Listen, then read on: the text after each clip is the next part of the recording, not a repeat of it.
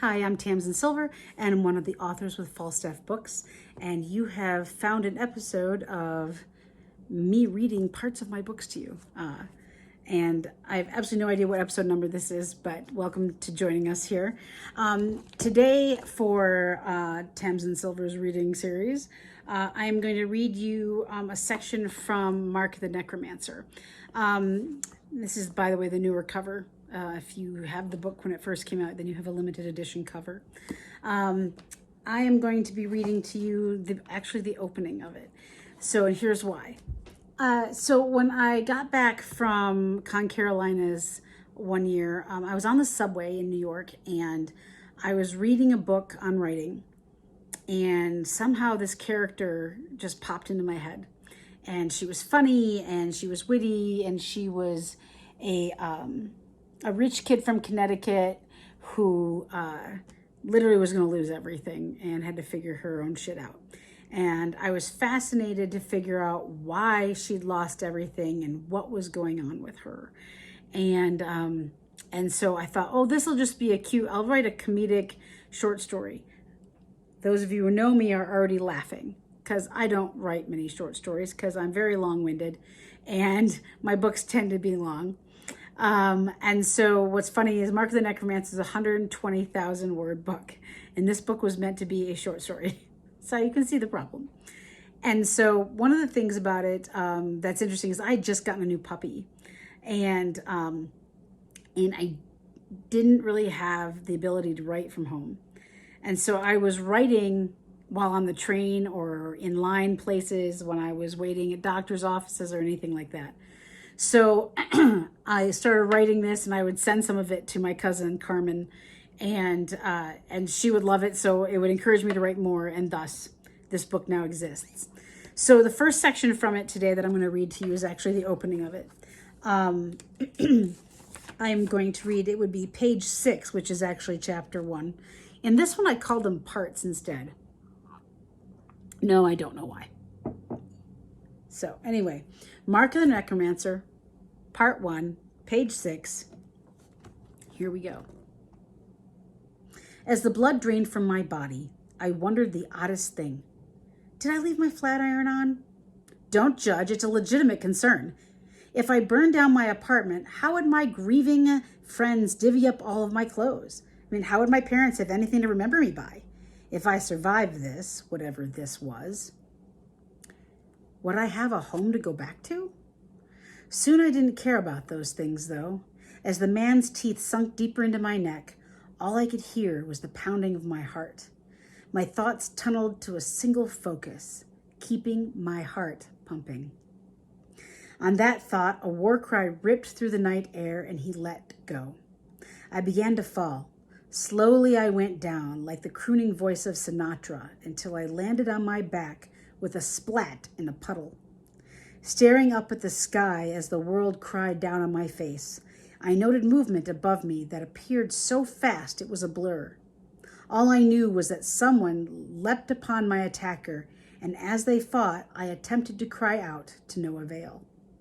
Things were going dark, but all I could do was lie there with my mouth open, fighting to stay alive, feeling pathetic in what were likely my last moments. I was surprised to taste blood as it landed on my tongue. Before I knew it, my mouth was full of the hot, coppery substance, and I swallowed it. Attempting to focus on the one figure leaning over me, I noted the sound of wet footsteps slapping on the pavement as the other hurried away. A mere memory in a second. Unsure which still stood with me, my attacker or savior, I whimpered as he picked me up in his arms. Gasping for air, my neck wound burned like the sun itself. I tried to ask him who he was, but it never escaped my lips. Then, simply put, I died. I was now a New York City statistic, dead in Central Park, all because Bryce broke up with me and I'd been dramatic enough to go for a walk in the rain. All Bryce's fault. What an asshole. I woke up with a headache to rival a college freshman's hangover on a bed that smelled like Motel 8. Considering I thought I died, I was both surprised and relieved. though confused. I might have even entertained the idea that Motel 8 was my own personal hell, but that's neither here nor there. With a groan, I muttered, "Where the hell am I?" "A hotel in the city," said a voice to my left. Twisting my head, I pried my eyes open, and in the dim light of the room, I saw the shape of a young man sitting Indian style on the other bed playing cards. My heart leapt into my throat as I quickly tried to regain my composure. He set a card onto a pile. "Do you play solitaire?" Was he serious? I'd been attacked and died. Okay, I thought I died. Obviously, I had not, right? I mean, here I was, awake and all. No, I admitted. "I recommend it. Helps pass the time." He played another card. I stared at him, but I couldn't make out his features because my fuzzy vision, the low lighting, and his ball cap. Swallowing in an attempt to keep my voice steady, I said, "Who are you? Why am I here? Why did you attack me?" He moved a card from one pile to another. The only hint he heard me at all was a sigh as he looked to the ceiling. Then again, that might have been for the game, since after he played another card, he said, "I didn't attack you." That's when I remembered the second figure in the park, my savior, and breathed easier. "Why were you following me then?" He coughed as if he were fake choking. "You're not that important, princess. I just happened to be on my way to dinner, cutting through the park." "Okay, how did I get here then?" "I carried you." He played another card. "And my attacker?" "Got away. I injured him well and good, though. Serves him right, hunting in my territory. I could have caught him, but for some reason I decided saving you was more important. Not sure why. I don't even like you." "You don't know me. Now, I need to go home." Glancing down at my attire to make sure I was presentable enough to step out of here, I noticed that other than some obvious dirt and rain stains, my shorts outfit wasn't destroyed, but that my feet were clean and bare. With no reply from the man in the cap, I carefully pushed myself into a sitting position, noticing my keds were on the floor. Sliding my feet into them, I said, "Are you going to let me leave?" He motioned to the door, but still didn't spare me a glance. I took that as a sign and stood. Dizzy, I steadied myself on anything I could reach and headed to the door. With still not a word from the man playing cards, I opened the door to a hallway bathed in afternoon sunlight from a large window across from the room. Pain ripped through my skull like an ice pick had been jabbed into my temple. Slamming the door shut, I dropped to my knees, forehead pressed against the cool metal of the door, and I cried. "I should probably mention that now isn't the best time," he said, sarcasm drenching his tone. "What the holy hell?" I yelled at him. "What did you do to me? What was that?"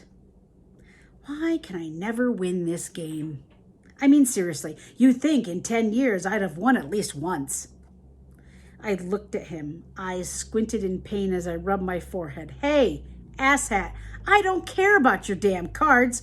What did you do to me?" With a sigh, he finally looked at me. Even with my impaired vision, I could tell I'd pissed him off. "I would care to remind you, Sabrina, that if not for me, you'd be a rotting corpse. Your pathetic little spoiled existence would be over. So you might want to show, I don't know, some manner of appreciation?" "How do you know my name?" He stood so quickly I almost missed it. "I knew everything about you. The world's most self-involved, self-important, self-entitled girl I've ever known. Sabrina Grayson, the trust fund baby of Louise and Carl Grayson and party girl extraordinaire, whose motto was, at one point, to, quote, just put lipstick on and everything will be okay, unquote. He laughed and a memory stirred. A girl who ditched school, took boys who liked her for granted, and snubbed anyone who dressed different than her. I do not. You live off Central Park West in a 3-bedroom your mummy and daddy bought you, yet you still charge your roommates money. Using the door handle, I slowly stood, saying, "We still have taxes to pay on it, thank you very much, and power and internet. Geez Louise, listen to me. Why am I explaining anything to you? He grinned. Because you're compelled to. I'm your creator. I laughed. I couldn't help it. Seriously now, anyone would have. I mean, who talks like that? Look, I don't know how you know all that about me, but you are so wrong. I'm not some horrible person. I volunteer on committees. I donate to charities, and I buy my roommates things all the time. He laughed. With their own money. How giving of you. I don't need to explain my actions to you. I don't even know you. He turned and the bedside lamp up a notch, took off his ball cap, and mockingly bowed to me. Then let me reintroduce myself. My name is Alex Price. Well, Alex, you can't just... I stopped. I knew that name. It took a moment, as if I needed to pull the memory from another life. I examined him, my eyes still not 100%. Stepping closer, I squinted and noticed his square jaw, defined cheekbones, eyes the color of your favorite blue jeans, and dark, messy hair that had been his signature. He grinned as one does for a student picture, and it hit me in the chest. But you're dead. I went to your funeral. Back when we lived in Connecticut. He stood. So she does remember. Impressive. How are you here? I watched them bury you. I cried my eyes out. Did you? How sweet, he said, obviously unmoved by my honesty. Shoving his cap back on his head, he began to pace. Why couldn't it be overcast today? I hate being trapped in here. Answer my question. Why? He shouted, spitting to look me in the face. Before I could reply, he turned away and quietly said, You'll know all too well when night falls anyway. Going into the bathroom, he slammed the door between us. Confused and petrified, I sat there until I did the one thing I could think of. I picked up the room phone and called my best friend, who also happened to be my current roommate, Catherine McBain. This primarily stemmed from the fact that I only knew 2 numbers by heart, hers and mine. I got her kitschy voicemail. Hiya, this is Katie McBainey. Leave your digits and maybe I'll call you back. Ciao. Katie, it's Bree. I just wanted you to know that I got mugged in the park last night, but I'm okay. Thankfully, I left all my shit at home. I'm hanging out with an old friend who found me. My head really hurts, so I won't be home until later tonight. Make sure I turn my flat iron off, would you? And feed Carmine for me. Bye.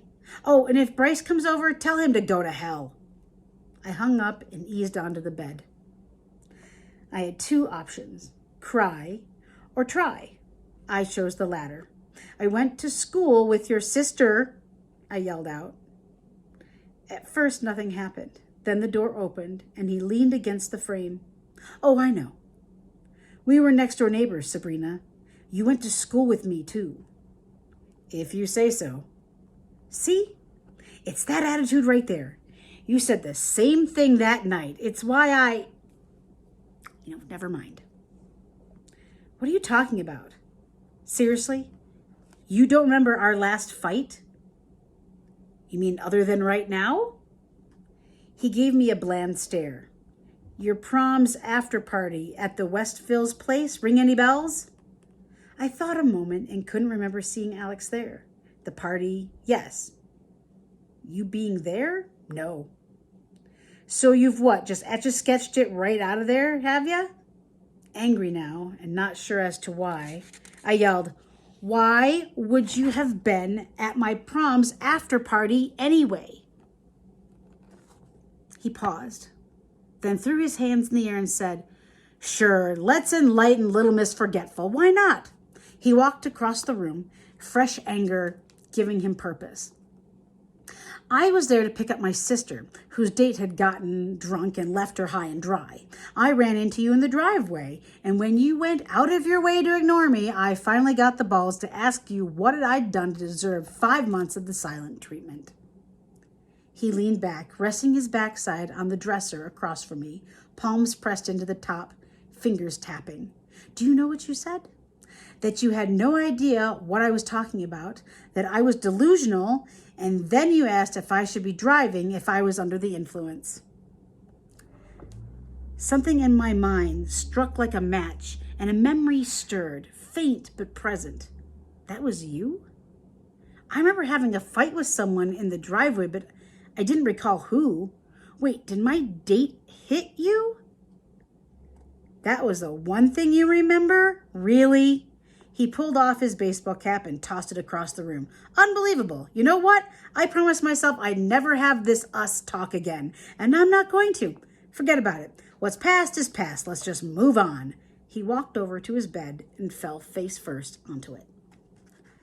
I didn't know what to say, but I felt bad. So I said, I don't know you, Alex. Sure, I knew of you, but that's not the same thing. You're acting like we have all this history and we don't. You were my neighbor, the older brother to my classmate. That's all I knew then. It's all I know now. Not talking about it, he said, his voice muffled from the comforter.